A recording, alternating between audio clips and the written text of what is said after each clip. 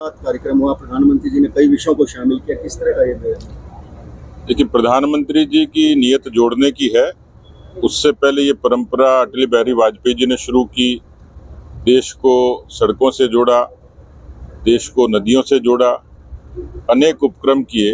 भावनात्मक रूप से जोड़ने का काम नरेंद्र मोदी जी ने किया। कश्मीर से कन्याकुमारी और कच्छ से कामरूप तक भारत की जो संस्कृति है, जिसमें विविधता में एकता साफ तौर पर दिखती है, किस तरीके से जो छोटे लघु उद्योग है उनको प्रमोट करें, संस्कृति का रक्षण कैसे करें, प्रकृति का संरक्षण कैसे करें, ये सारी बातें समाहित होती हैं। और इसलिए मन की बात वास्तव में हिंदुस्तान के मन की बात बन गई। इसके लिए प्रधानमंत्री जी साधुवाद के पात्र हैं। अच्छा, संगठन के तौर पर आप जिम्मेदारी संभाल, किस तरह का हरियाणा में माहौल आपको नजर आ रहा है? देखिए, हरियाणा पृष्ठभूमि में जाएं तो ऐसा प्रदेश था जहां भारतीय जनता पार्टी को कोई जगह नहीं होती थी। हम अलायंस में लड़ते थे और कुछ चंद सीटों पर लड़ते थे, लेकिन 2014 में भारतीय जनता पार्टी हरियाणा की पसंद बनी और बहुमत की सरकार हमने बनाई। 2019 में फिर हमने सरकार बनाई। हालांकि गठबंधन की सरकार थी, पर बीजेपी को सबसे बड़े दल होने का एक लाभ मिला। आज तीसरी बार भारतीय जनता पार्टी सरकार इसलिए बनाने जा रही है कि पिछले 10 वर्षों में चाहे हरियाणा हो और चाहे देश की तरफ से तरक्की के रास्ते हरियाणा के लिए खुले मोदी जी के नेतृत्व में, आज बिना खर्ची और बिना पर्ची, ये केवल जुमला भर नहीं है, ये हकीकत है। भ्रष्टाचार की चर्चा हरियाणा की सड़कों पर होती थी। एक पारदर्शी सरकार भारतीय जनता पार्टी ने दी है। केंद्र की प्रवर्तित जितनी योजनाएं हैं उसका लाभ हरियाणा को मिला है।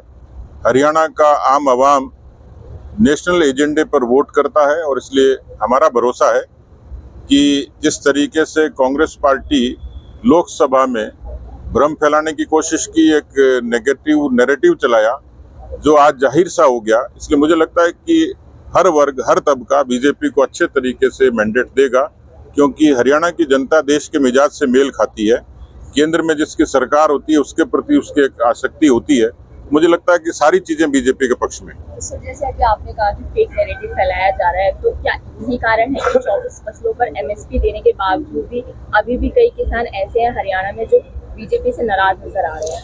देखिए, मुझे नहीं लगता कि अब कोई नाराजगी है। एक तात्कालिक कई बार कुछ मुद्दे होते हैं, लेकिन आज़ादी के बाद ये इतिहास नहीं, ये इतिहास सिद्ध सत्य है कि फसलों की बीमा योजना, प्रधानमंत्री ग्राम सड़क योजना, प्रधानमंत्री किसान सम्मान निधि, तमाम जितनी योजनाएं, उसका लाभ हरियाणा के किसान को बड़ी तादाद में मिला है। इसलिए हरियाणा के किसान, हरियाणा के जवान, जिनको हाल में नायब सैनी ने इस बात की गारंटी दी है कि अग्निवीर जो वापस ट्रेनिंग से लौट के आएंगे, उनको भारतीय जनता पार्टी पक्की नौकरी की गारंटी देती है। महिलाओं को 2100 रुपए की लाडो लक्ष्मी योजना के जरिए उनको संबल देने का काम किया। उससे पहले भी हरियाणा का जो अंदरूनी इंफ्रास्ट्रक्चर है, बिजली से लेके, स्कूल से लेके, स्वास्थ्य से लेके, आज आयुष्मान की लिमिट हम लोग 10 लाख करते हैं। ओबीसी की जो क्रीमी लेयर है उसको 6 से 8 लाख करते हैं। कुल मिलाकर समग्रता के साथ हरियाणा की सरकार ने काम किया और इसीलिए सभी तबकों का भरोसा है।